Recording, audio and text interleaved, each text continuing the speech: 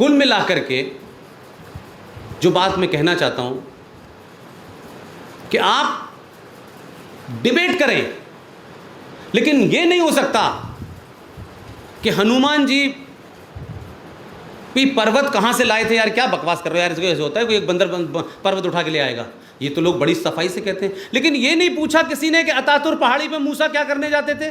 वो कहते थे मैं अल्लाह मियां से बात करने जा रहा हूं। अल्लाह मियां से बात करने के लिए हजरत मूसा अतातुर पहाड़ी पे जाते थे और वापस आते थे।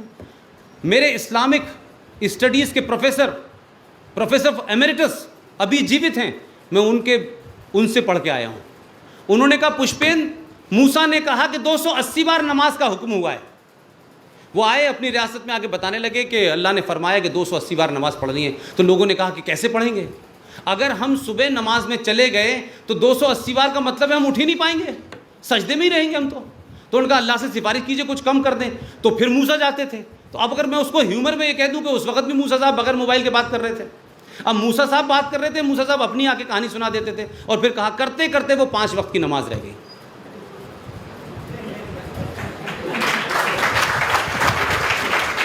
नमाज पढ़ें। और हिंदुस्तान में नमाज का मतलब जानते हैं आप क्या होता है?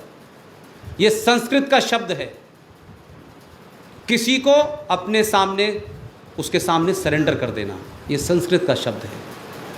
पूरे इस्लामिक वर्ल्ड में नमाज को सलाह कहते हैं। I am right? यस।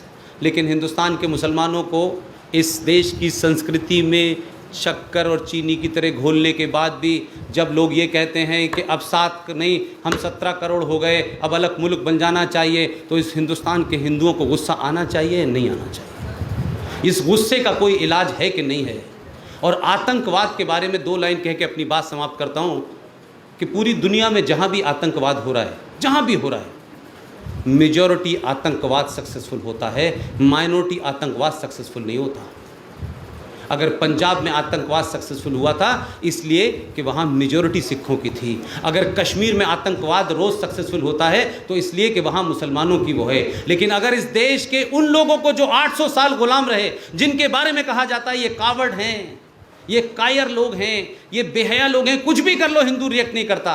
लेकिन माफ़ कीजिएगा, अगर आप दीवार पे जा कर के उसको टिका देंगे, अगर आप उसको बैक टू द वॉल करेंगे, तो 2012 में जो बर्मा में हुआ है वो हिंदुस्तान में ना हो जाए। इस डर के साथ अपने साथियों को समझाइए कि इस्लाम का प्रचार करें, मोहम्मद साहब का प्रचार करें, लेकिन खुदा के वास्ते इस हिंदुस्तान की मेजॉरिटी को उस दूर तक मत धकेलिए कि वो रिएक्ट करना शुरू कर दे। और ये रिएक्शन के बाद फिर ना कोई जैसे मोहम्मद होगा, ना हरकुल अंसार होगा, ना दुख्तरान मिल्लत होगी, फिर अल्लाह जाने क्या होगा। बहुत बहुत शुक्रिया। खुदा हाफ़िज़।